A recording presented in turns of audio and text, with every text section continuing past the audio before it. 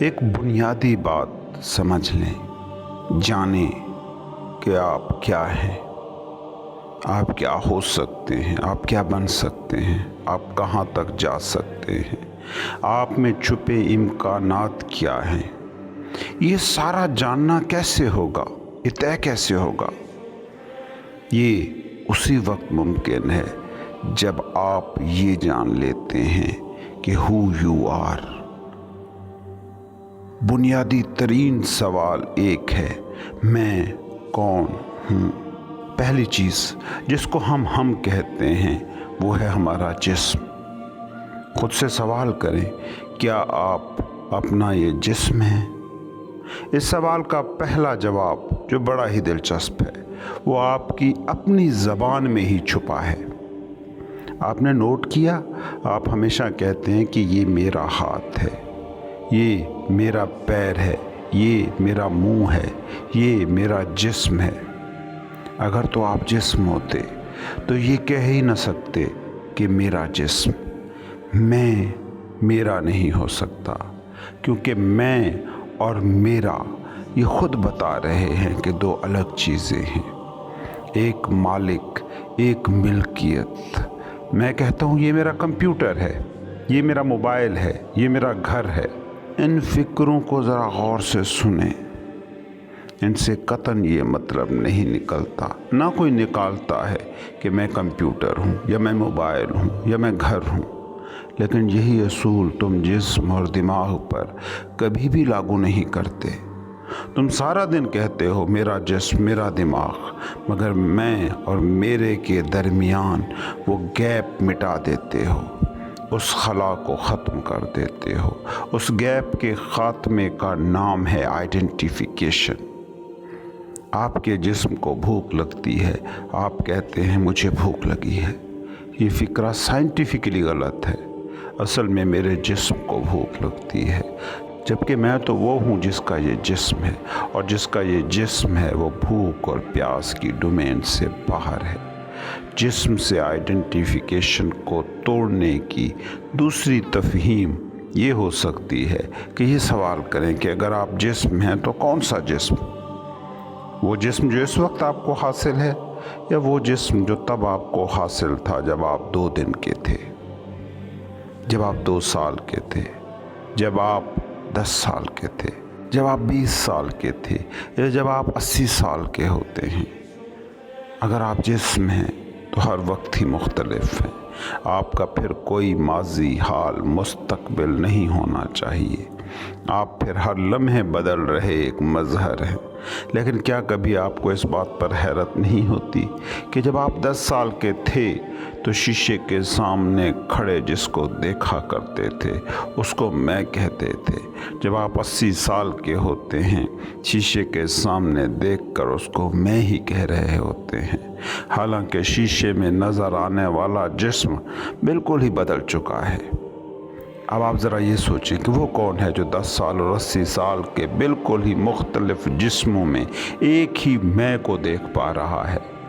وہ دیکھنے والا کوئی اور ہے جو اس جسم سے خود کو شناخت کر پا رہا ہے، کیونکہ اگر آپ جسم ہوتے تو ایک جسم کے ساتھ ہی خود کو شناخت کر پاتے۔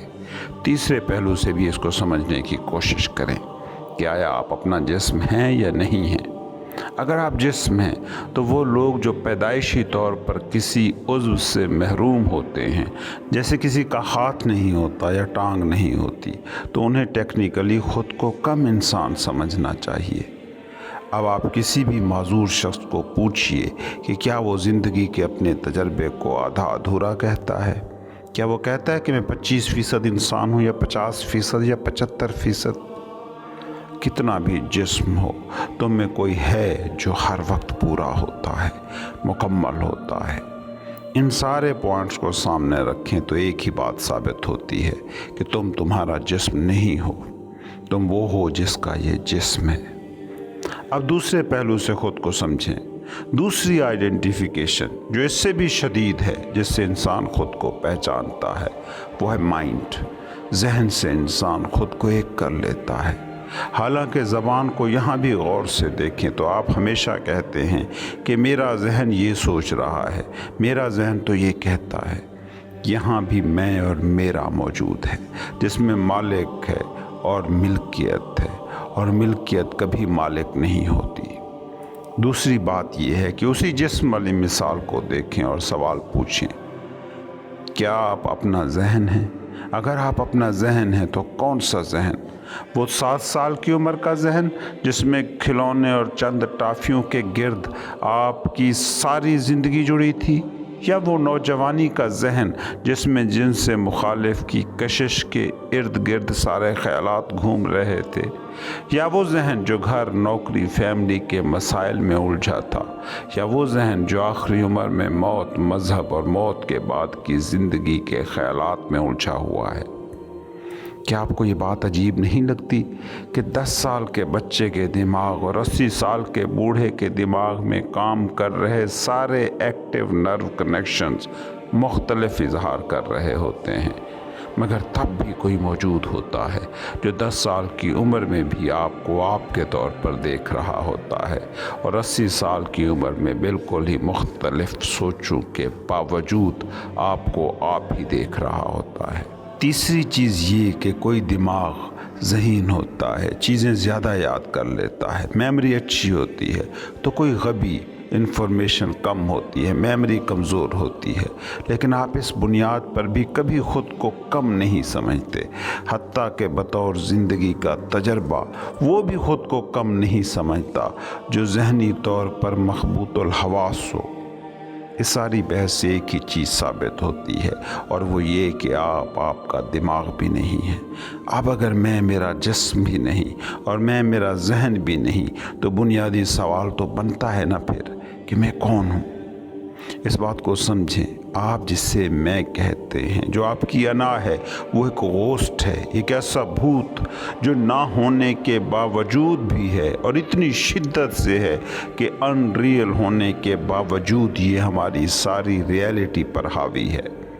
انا آپ کی زندگی کے آسمان پر طاری دھند کا نام ہے، ایک ایسی دھند جس کا واحد مقصد بس ایک ہے کہ اس دھند کو ہی آپ اپنا آپ سمجھتے رہیں، اس دھند کو ہی آپ آسمان سمجھ لیں۔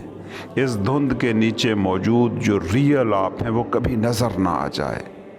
کبھی غور سے دیکھیں اپنی زندگی کو، ہر وقت ایک ہڑبڑی ہے، ایک شور ہے، ہر وقت ہلچل ہے، مصروفیت ہے جس میں آپ الجھے ہیں یا الجھے رہنا چاہتے ہیں۔ یہ ساری مصروفیتیں، یہ سارا شور، آپ غور کریں، یہ صرف آپ کے سروائیول کی ضروریات کے لیے نہیں ہے، کیونکہ سروائیول کی ضرورتیں بڑی تھوڑی ہوتی ہیں۔ باقی تمام جانداروں کو دیکھیں، ان کی زندگی کا ایک بہت ہی مختصر سا وقت شکار یا گھاس چرنے یا دانہ دن کا جمع کرنے میں خرچ ہوتا ہے، جبکہ باقی وقت وہ سکون سے اسٹل بیٹھے رہتے ہیں۔